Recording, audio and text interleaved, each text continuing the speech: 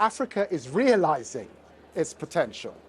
And the truth is, if I'm in the Gulf, when I speak to foreign ministers, they're talking about the continent of Africa.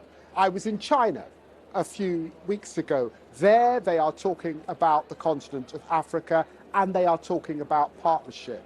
It's important, I think, that the UK is present in that conversation. We have historic relationships, because what I've heard is that the UK stepped back somewhat over the last few years. It reflects on our trading figures. There is much that I think we can do together over the coming months and years. We can't have this conversation without talking about reparation. You're in Lagos. There was a huge port here where during the slave trade era, Nigeria, among other nations, pushed for reparations. First of all, do you believe the UK should pay reparations?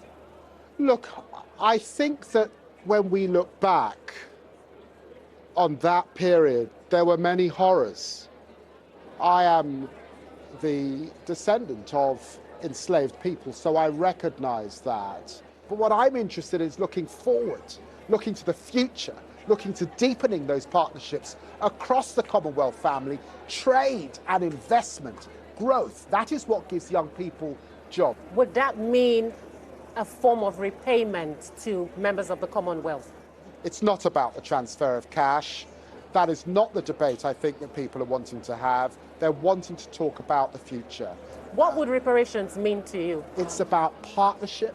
It's about working together. It's about climate finance. It's about tech and creativity. The worst humanitarian crisis currently in the world is happening in Africa. Sudan is at the brink of collapse. Your government has not been very vocal about it. I see that there is a recent DEC appeal for Gaza and Lebanon. I'd love to see something commensurate, frankly, for Sudan. I intend to make Sudan my priority over the course of this next month. I will be in New York raising the issues, both the humanitarian issues, but also how we bring the parties together to try and reach a peaceful outcome. It's been a subject of huge concern that Sudan has not commanded the international attention that it requires, given the way that not just the suffering involved, but the way that it is, frankly, unpicking stability in the wider region, and will have huge implications potentially if Sudan is to be a totally failed state, but huge implications not just for East Africa and the African continent, but of course for Europe as well. What would you say to Sudanese watching you right now?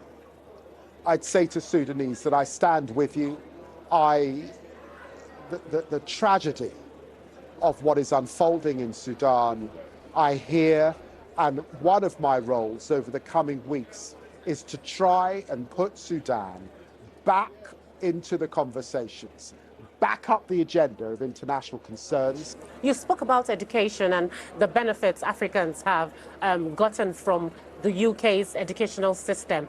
But what youths in Nigeria, and not just Nigeria, but in West Africa, are concerned about the government's policy back in January, where those coming over to the UK for educational purposes post-graduates were not allowed to come with their families. And Nigerians, Indians, Pakistanis, who are, by the way, part of the Commonwealth, were the most affected because they are the highest number of foreign students in the UK. Don't you think that's a conflict of interest? There have been changes in our regime. Of course, a new government is looking at the entirety of our migration approach. The emphasis at the moment is actually on those who are claiming asylum. It is not on those who are applying for visas in the regular way.